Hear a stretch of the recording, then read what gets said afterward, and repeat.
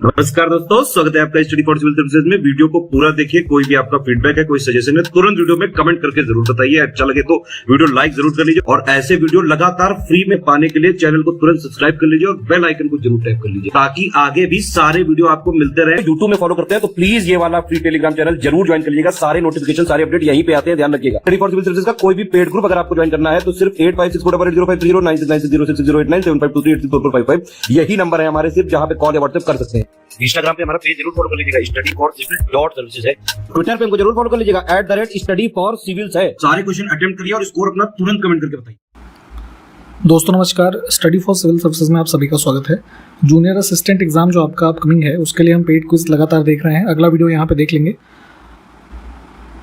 आपसे पूछा गया क्वेश्चन में कि जैसे आपके घरों में पुताई होती है, ठीक है, तो सफ़ेदी की गई दीवारें 3-4 दिनों के बाद इसमें से क्या बनने के कारण चमकदार दिखाई देने लगती हैं। ठीक, तो जैसे अब तो तमाम तरह के पेंट आ गए, लेकिन पहले जो चूने से खास करके पुताई की जाती थी दीवारों की, तो उसमें क्या होता है देखिए, ठीक है, कैल्शियम हाइड्रोक्साइड होता है। ठीक, तो उसकी पुताई हमने दीवार पे की तो धीरे धीरे वो क्या होता है कि दीवार के ऊपर एक पतली कोटिंग कैल्शियम कार्बोनेट की जो है वो डेवलप हो जाती है। क्यों होती है कि जो कैल्शियम हाइड्रोक्साइड था वो रिएक्ट करता है एटमॉस्फेरिक कार्बन डाइऑक्साइड से, ठीक है, और इसके माध्यम से कैल्शियम कार्बोनेट बनता है जो कि उसको एक चमकीला रंग प्रदान करता है। ठीक है, तो जैसे आपने देखा होगा कि दिवाली के टाइम पे जैसे हम लोग अपने घरों में पुताई करते हैं तो जिस दिन पेंटिंग होती है उस दिन वो कम चमकता है, 2-3 दिन 4 दिन के बाद देखेंगे खूब बढ़िया चमकने लगता है। ठीक, तो ये रीज़न होता है। फर्स्ट विकल्प पूछ लेंगे। कृषि लागत और मूल्य आयोग की सिफारिशों के आधार पर भारत सरकार का कौन सा विभाग न्यूनतम समर्थन मूल्य, तो फसलों के लिए जो MSP है ना, इशू की जाती है क्रॉपिंग सीजन से पहले, इसको डिक्लेयर करने वाला जो हमारा विभाग है भारत सरकार का, कृषि और सहकारिता विभाग। ठीक है, विकल्प बी। इसमें से देखें, गेहूं की खेती के लिए किस प्रकार के उर्वरक का उपयोग किया जाता है, तो ऐसे उर्वरक जो नाइट्रोजन प्रोवाइड कर सके, है ना, नाइट्रोजन बेस फर्टिलाइजर मुख्य रूप से गेहूं की फसल में इस्तेमाल किए जाते हैं। नेक्स्ट है, किस प्रक्रिया के द्वारा साबुन द्वारा ग्रीस को हटाया जाता है। ठीक है, तो जैसे कई बार आपका ये हो जाता है, जैसे मान लीजिए कोई आप व्हीकल चला रहे हैं, ठीक है, तो उसमें मान लीजिए कुछ उसकी दिक्कत हो गई, और जैसे ब्रेक्स या क्लच वगैरह में आपने देखा होगा ना, ग्रीस लगी होती है वहाँ पे, ठीक, तो वो आपके कपड़ों में लग गई। ठीक, तो उसको हटाने के लिए जब हम साबुन का यूज़ करते हैं तो साबुन के और उस ग्रीस के मध्य जो है रिएक्शन होता है, उसको इमल्सिफिकेशन कहते हैं। ठीक है, पायसीकरण। तो यहाँ पे सी विकल्प को चुनेंगे, इसके माध्यम से इसको हटाया जाता है। भारतीय संविधान के अनुच्छेद 280 के अंतर्गत ये वित्त आयोग का प्रावधान किया गया है, इसको भी ध्यान रखना है। और अभी 15वां वित्त आयोग की सिफारिश चल रही है, तो वही पूछा गया है कि 15वें वित्त आयोग का गठन भारत के राष्ट्रपति के द्वारा कितने वर्ष की अवधि के लिए किया गया था। ठीक है, तो फाइनेंस कमीशन जो टैक्सेस का बंटवारे के लिए गठित किया जाता है भारत के राष्ट्रपति के द्वारा, और ये 5 सालों की अवधि के लिए होता है। तो सी विकल्प को चुनेंगे। देखिए LPG, ठीक है, जो लिक्विफाइड पेट्रोलियम गैस होती है जिसको हम घर में डोमेस्टिक फ्यूल के रूप में, है ना, मुख्य रूप से खाना बनाने में करते हैं, तो उसमें क्या होता है, तो इसमें मुख्य रूप से देखेंगे तो ब्यूटेन और प्रोपेन, है ना, ये 2 चीज़ों से मिलकर के बना होता है। ब्यूटेन यहाँ पे मिल रहा है, इसको चुनेंगे। और जैसे LPG सिलेंडर से कई बार गैस का रिसाव होने लगता है ना, तो उस रिसाव का पता हमें आपको चल सके इसलिए उसमें एक गंध वाली जो गैस डाली जाती है उसका क्या नाम है, इथाइल मरकप्टान, इसको भी ध्यान रखिएगा। इसमें से कौन सा नियम चंद्रमा और सूर्य के कारण होने वाले जो ज्वार और भाटा की गतिविधियां होती हैं, इसमें देखा होगा आपने कि समुद्र में पानी की लहरों में काफ़ी उठाव आता है। ठीक, तो ये कौन सा नियम इस घटना के बारे में बताता है, लॉ ऑफ ग्रेविटेशन। इसमें से कौन सा एक ऊतक है, यानी कि टिश्यू है, जो हमारे शरीर में एक सुरक्षात्मक ऊतक का काम करता है। तो बॉडी के एक प्रोटेक्टिव टिश्यू के रूप में ये हमारा उपकला ऊतक जो है, ऑप्शन सी में ये कार्य करता है। अगला है, निर्वाचक नामावली का दूसरा नाम क्या है। ठीक, तो वोट डालने के पहले आप देखते हैं ना कि एक लिस्ट होती है जिसमें सबके नाम लिखे होते हैं, तो ऑफिशियल नेम इलेक्टोरल रोल होता है, आम बोलचाल की भाषा में उसको वोटर्स लिस्ट भी कहा जाता है। उस क्रिया का चयन कीजिए जो मानव शरीर से पसीने के वाष्पीकरण से संबंधित है। तो जैसे अभी गर्मियों के मौसम और मानसून का मौसम है तो पसीना होता है, फिर पसीना हमारा क्या होता है, वाष्पीकृत भी होता है कुछ एटमॉस्फेयर में, तो एंडोथर्मिक, है ना, ऑप्शन सी वाला, ऊष्मा शोषक क्रिया। इसमें से कौन सा युग्म हमारा सुमेलित नहीं है? हॉर्टिकल्चर, जिसमें फूलों की खेती की जाती है, उसको कहते हैं सेरिकल्चर यानी रेशम कीट का पालन, ठीक है, और एपीकल्चर जिसमें मधुमक्खी पालन। तो तीनों ही सही हैं, ठीक है, इनके नाम ध्यान रखिएगा। यहाँ पे जो भी सब्जियां हमारे पास लिखी हुई हैं उसमें विटामिन सी सर्वाधिक मात्रा में किसमें पाया जाता है? तो खास करके खट्टे फलों में, और जैसे ये मिर्च हो गया तो मिर्च में इनमें सबसे ज़्यादा हमें विटामिन सी मिलेगा। एंटीऑक्सीडेंट बेसिकली होता है ना विटामिन सी, तो मिर्च खाने से भी एंटीऑक्सीडेंट मिलता है आपको सबसे ज़्यादा, तो इसको ध्यान रखेंगे। इनमें से कौन सा ऑप्शन जो है जंतु कोशिका में अनुपस्थित होता है? ठीक है, तो जैसे प्लांट सेल और एनिमल सेल, तो जैसे हम मानव किस में आते हैं? एनिमल सेल के एग्जांपल्स में। तो पौधे में और एनिमल सेल में देखेंगे तो एनिमल सेल में क्या होता है कि सेलुलोज की सेल वॉल नहीं होती, ठीक है, हमारी जो कोशिकाएं होती हैं उसमें सेल वॉल की अनुपस्थिति होती है एनिमल सेल में, इसको ध्यान रखेंगे। बाकी के जो दो विकल्प हैं ये सब पाए जाते हैं। इसमें से किस तत्व की कमी से मानव शरीर का विकास धीमा हो जाता है? तो ह्यूमन बॉडी का ग्रोथ जो रुकता है प्रोटीन की कमी से रुकता है, इसीलिए कहा जाता है कि प्रोटीन वगैरह ज़्यादा खाइए, है ना।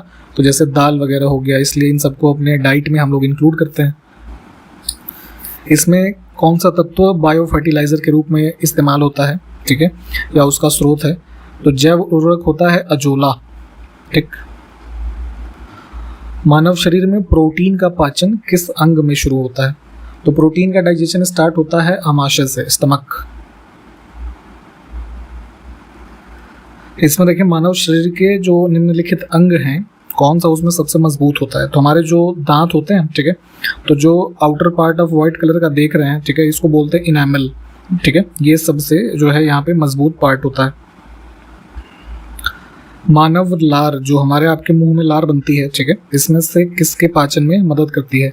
तो हमारा जो लार है सलाइवा, उसमें एक एंजाइम पाया जाता है एमाइलेज, ठीक, जो कि इसके स्टार्च जो होता है, ठीक है, जो हमें खाद्य पदार्थों से प्राप्त होता है, इसको ब्रेक डाउन करने में, है ना, मतलब कि डाइजेस्ट करने में हेल्प करता है। इसको बेसिकली क्या होता है कि ये स्टार्च को ब्रेक डाउन करता है, सिंपल छोटे पार्टिकल कह लीजिए, है ना, और कन्वर्ट करता है उसको शुगर में, फिर वो एब्जॉर्ब होती है हमारी बॉडी में, ठीक। नेक्स्ट है, जब कोई व्यक्ति किसी सूचना को संसाधित कर रहा होता है तो उसके मस्तिष्क में कौन सी मानसिक गतिविधि चलती है? तो जैसे मान लीजिए आप ही जब कुछ पढ़ते हैं, ठीक है, तो कोई भी ये इंफॉर्मेशन उसको प्रोसेस करते हैं ना, तो उसी प्रोसेस को थिंकिंग कहा जाता है, ठीक है, सोचना। जनरल डायर के प्रशासन के दौरान भारत में कौन सा कानून लागू किया गया था? तो यहाँ पे लगाया गया था जो है मार्शल लॉ, ठीक। ये लगभग 1919 के आसपास की घटना है। इसमें होता क्या था कि मार्शल लॉ में 2 से ज़्यादा लोग एक स्थान पे जो है मिल नहीं सकते, बातचीत नहीं कर सकते, ठीक है, इस तरह का एक कानून था। अगला है, एक अलग आयोग के रूप में राष्ट्रीय अनुसूचित जनजाति आयोग किस वर्ष से अस्तित्व में आया? तो पहले जो national commission for schedule caste और शेड्यूल ट्राइब, ये दोनों एक ही में थे, ठीक है, तो इनको अलग किया गया और उसके माध्यम से जो अनुसूचित जनजाति आयोग है ये बना हमारा 2004 में। नेक्स्ट है, द्रुपका तशेशी एक प्रकार का उत्सव है, इसका नाम देखेंगे थोड़ा सा। सिक्किम में मनाया जाता है मुख्य रूप से, और यह संबंधित है गौतम बुद्ध से, ठीक, बुद्धिज्म का एक फेस्टिवल होता है। उस नदी को चुनना है जिसका उद्गम महाराष्ट्र में त्रयंबकेश्वर एक जगह है, यहाँ से होता है, ठीक। तो ये है हमारी गोदावरी रिवर। हमारे देश का जो सेंट्रल बैंक है रिजर्व बैंक ऑफ इंडिया, ठीक है, तो इसी ने ही अप्रैल 1947 तक इनमें से किस देश के लिए केंद्रीय बैंक के रूप में भी कार्य किया? तो देखिए आरबीआई हमारा बना कब था ये जानिएगा, 1935 में, ठीक है, अप्रैल 1935 से। और उस समय क्या था कि जो ये वर्तमान म्यांमार है उसको पहले बर्मा के नाम से जानते थे, तो ये भी भारत का अंग होता था, ठीक है, तो ब्रिटिश टेरिटरी का एक पार्ट होता था। तो यहाँ पे बर्मा के सेंट्रल बैंक के रूप में भी आरबीआई ने 1947 अप्रैल तक कार्य किया है, ठीक।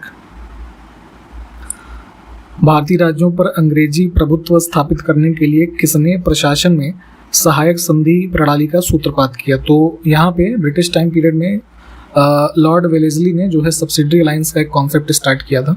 ऑप्शन डी को चुनेंगे, ठीक है। जो राज्य सब्सिडरी अलायंस में आते थे तो उनमें उनको जो है ये ब्रिटिश फोर्स जो है उनको अपनी टेरिटरी में उसको एक्सेप्ट करना पड़ता था, और उनका ब्रिटिश आर्मी का जो मेंटेनेंस था वो भी उनको करना पड़ता था। थोड़ा इसको डिटेल में पढ़िएगा। अगला है उत्तर प्रदेश में परंपरागत भूमि मापन की इकाई क्या है। जमीन को मापने की जो हमारे यहाँ जैसे एक ऑफिशियल आंकड़ों के हिसाब से एकड़ को हम पढ़ते हैं, ठीक है, लेकिन जैसे उत्तर प्रदेश में हमारे यहाँ है तो ये बीघा है ना, उसके टर्म में हम नापते हैं। तो एक बीघा में जैसे कई जगह पे 20 बीसवा होता है, तो ऐसे यूनिट्स में हम जमीनों को मापते हैं। अगला है निम्नलिखित राज्यों में से कौन सा ट्यूबवेल सिंचाई के क्षेत्र में सर्वोच्च है। तो ट्यूबवेल से सबसे ज्यादा सिंचाई पूरे भारत में कहाँ होती है? उत्तर प्रदेश में। Indian institute of vegetable research किस जिले में स्थित है? तो संस्थानों की सूची एक बार पढ़ के जाइएगा, जरूर आपसे कुछ न कुछ पूछा जाएगा। तो सब्जी जो शोध संस्थान है वाराणसी में है। उत्तर प्रदेश के किस क्षेत्र में अन्ना प्रथा, ठीक है, उस क्षेत्र की कृषि एवं वानिकी के विकास के लिए अभिशाप है। तो यहाँ पे देखेंगे हमारा जो ये झांसी, ललितपुर, ये सब वाला जो बुंदेलखंड का रीजन है, ठीक है, यहाँ पे क्या होता है कि जैसे मुख्य रूप से गाय है ना या अन्य जो मवेशी हैं, जब दूध देना बंद कर देते हैं तो वहाँ के लोग क्या करते हैं कि उनको ऐसे खेतों में छोड़ देते हैं, ठीक, खेतों में, जंगलों में कह लीजिए। तो वहाँ क्या होगा कि उनके द्वारा उस खेत का नुकसान होगा ना, उसमें वो चर लेंगे या उसमें वो ज़्यादा चलेंगे तो मिट्टी खराब होगी, ठीक है। तो वहाँ पे एग्रीकल्चरल प्रैक्टिसेस जो हैं उसको नुकसान होता है इस अन्ना प्रथा से। तो अन्ना प्रथा आप जान गए होंगे क्या है। तो कहाँ होती है? बुंदेलखंड में, और इसकी वजह से जो वहाँ का कृषि एवं वानिकी क्षेत्र है उसका विकास पे प्रभाव पड़ता है। उत्तर प्रदेश में सर्वाधिक प्रतिशत कर्मचारी इसमें से किस क्षेत्र में नियोजित हैं? तो देखेंगे सबसे ज़्यादा एम्प्लॉयमेंट अगर कोई सेक्टर हमारे यहाँ उत्तर प्रदेश में कार्यरत है उसमें लोग, तो एग्रीकल्चर है, ठीक है। सरकारी नौकरी भाई इतनी है नहीं, इंडस्ट्रीज हमारे यहाँ पे है नहीं इतनी, तो मैक्सिमम लोग खेती पे ही तो आश्रित हैं। अगला है Indian grassland and fodder research institute, है ना, एक चारा संस्थान है ये फेमस, इसमें झांसी में, उत्तर प्रदेश के झांसी जिले में। उत्तर प्रदेश की प्रमुखतम तिलहनी फसल कौन है? ठीक है, तो पूरे उत्तर प्रदेश में देखेंगे तो जो ऑयल सीड क्रॉप जिसका ज़्यादा सबसे प्रोडक्शन होता है तो ये सरसों तथा राई। उत्तर प्रदेश का कौन सा जनपद दशहरी आम का सर्वोच्च उत्पादक है? दशहरी आम काफ़ी पॉपुलर है, देखेंगे तो सबसे ज़्यादा जैसे ये मलिहाबाद वगैरह है ना लखनऊ में, ये काफ़ी पॉपुलर है, तो ये करेक्ट हो जाएगा हमारा। अगला है निम्नलिखित में से उत्तर प्रदेश में किस फसल चक्र का क्षेत्रफल अधिक है? तो हमारे यहाँ देखते हैं ना कि जैसे अब सबसे ज़्यादा किसका प्रोडक्शन होता है? गेहूं और चावल का, ठीक। तो पूरे वर्ष भर देखेंगे तो इनके ही एरिया सबसे ज़्यादा हमें क्रॉपिंग साइकिल में मिलेंगे। अब रीजनिंग के कुछ क्वेश्चंस को देखेंगे। हमारे पास कुछ शब्द लिखे हैं, उसको अर्थपूर्ण क्रम में व्यवस्थित करना है। तो किसी भी चीज़ का बीज, ठीक है, उसके बाद क्या होगा, एक बीज से कोपल निकलती है, ठीक है, ऐसे छोटे छोटे देखे होंगे आपने पार्ट्स, स्प्राउट उसको बोलते हैं। अंकुरण, जैसे चना भिगोते हैं रात को तो उसमें सुबह ऐसे वाइट निकलता है, वही अंकुरण होता है। तो ये हो गया, तो मतलब 2 नंबर। फिर क्या आएगा हमारा? नवांकुर, है ना, तो जो और उससे बड़ा होता है पार्ट उसको नवांकुर सीडलिंग कहेंगे। फिर आएगा हमारा क्या, इससे पेड़ बनेगा, नहीं सॉरी ये पौधा बनेगा, ठीक है, यानी कि 3। तो 4, 2, 5, 3 हमारा ये देखिए बी वाला उत्तर बन जाएगा।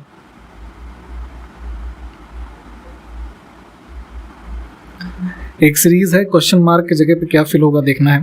पहला नंबर है 136, ठीक है, दूसरा है 204।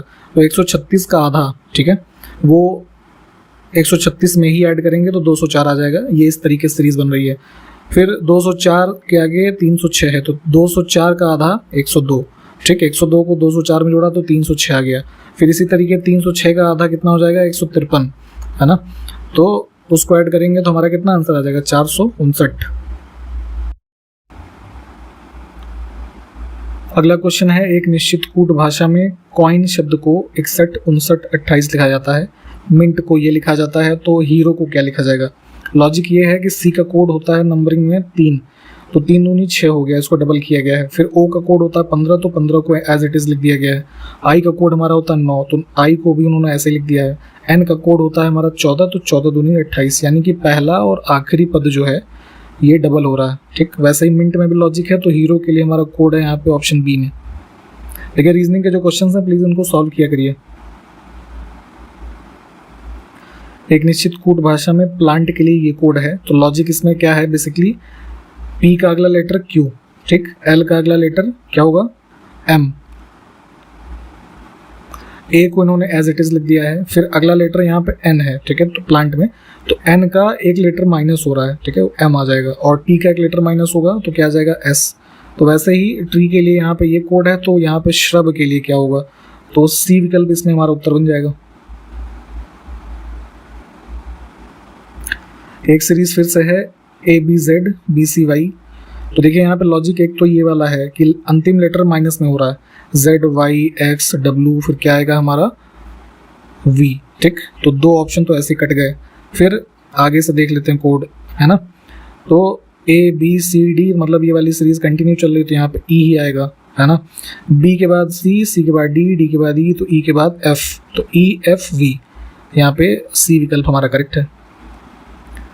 उस विकल्प का चयन कीजिए जो दिए गए शब्दों की व्यवस्था को उसी क्रम में इंगित करता है जिस क्रम में वे डिक्शनरी में आते हैं। तो डिक्शनरी के हिसाब से फर्स्ट विकल्प के हिसाब से देख लीजिएगा, ये वैसे जो है अरेंज हो जाएंगे। अब यहाँ पे देखिए ब्लैंक्स को फिल करना है। टोटल इस सीरीज में हमारे पास 20 लेटर्स हैं, ठीक है। तो इसको यहाँ पे अरेंज कर लीजिएगा कैटेगराइज करके, और सी विकल्प के हिसाब से इसमें भरेंगे तो ये एक लॉजिकल ऑर्डर है। सिलोगिज्म का एक प्रश्न है, यहाँ पे 3 कथन है, 2 निष्कर्ष हैं, इसको आप देख लीजिए। हमने आपको पहले बता रखे हैं इसको कैसे सॉल्व करना है, आप इसको सॉल्व करके एक बार देखिएगा। यहाँ पे हमारे जो है इसमें दोनों कंक्लूजन फॉलो हो रहे हैं।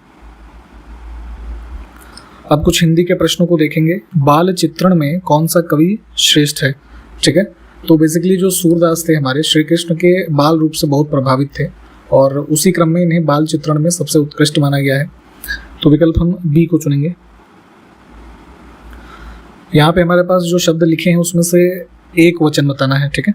आंसू, दर्शन और बाल ये सब बहुवचन है, सामग्री हमारी एक वचन होती है। अगला शब्द हमारे पास है मनोहर, इसमें कौन सी संधि है, तो इसका संधि विच्छेद होता है क्या, मनः और हर, ठीक है। तो ये विसर्ग संधि हो जाएगी। अगला शब्द है सद्भावना, इसमें कौन सी संधि है, ठीक।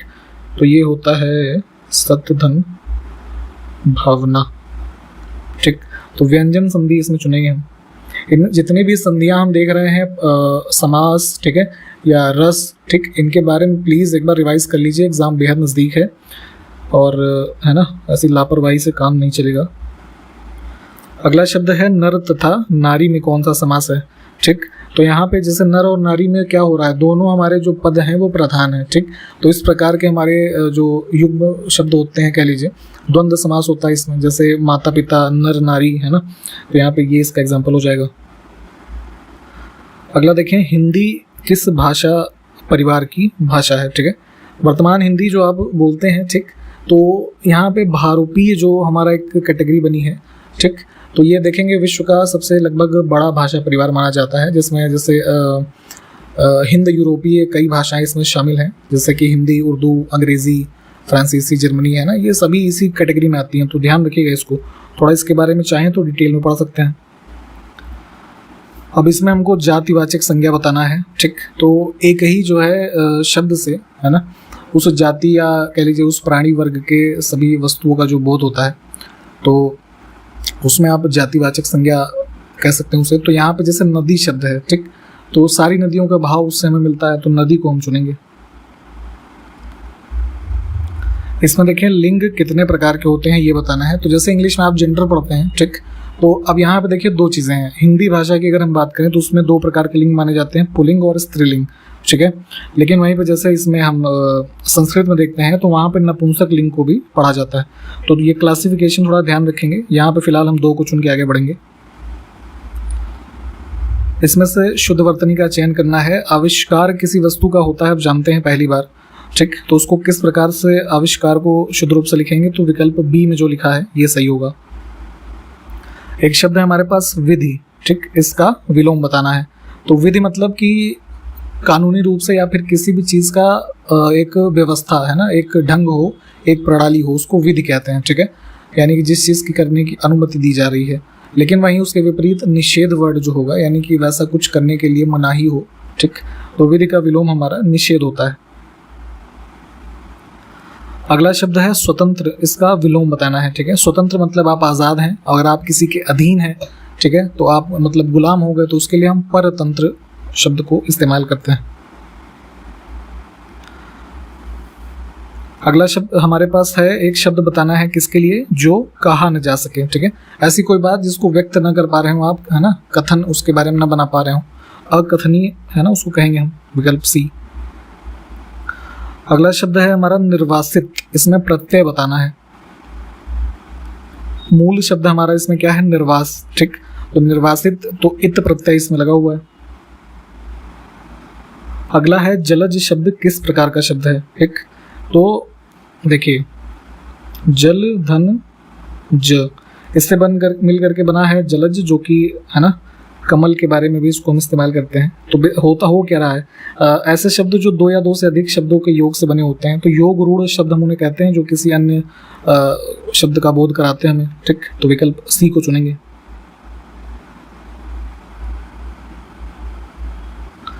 इसमें तत्सम शब्द को बताना है हमें। ठीक है, तो जैसे गृह का हमारा तद्भव होता है घर, है ना, तो तत्सम गृह होता है उसका।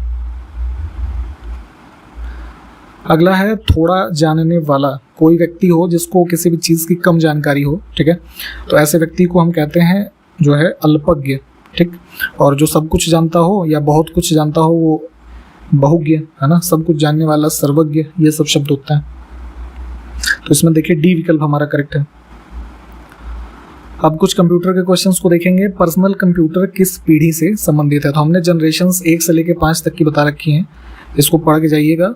तो पर्सनल कंप्यूटर्स जहाँ से हमारे ये प्रॉपर डेस्कटॉप और ये लैपटॉप्स वगैरह इंट्रोड्यूस होने स्टार्ट हुए, ये सब 4th जनरेशन है।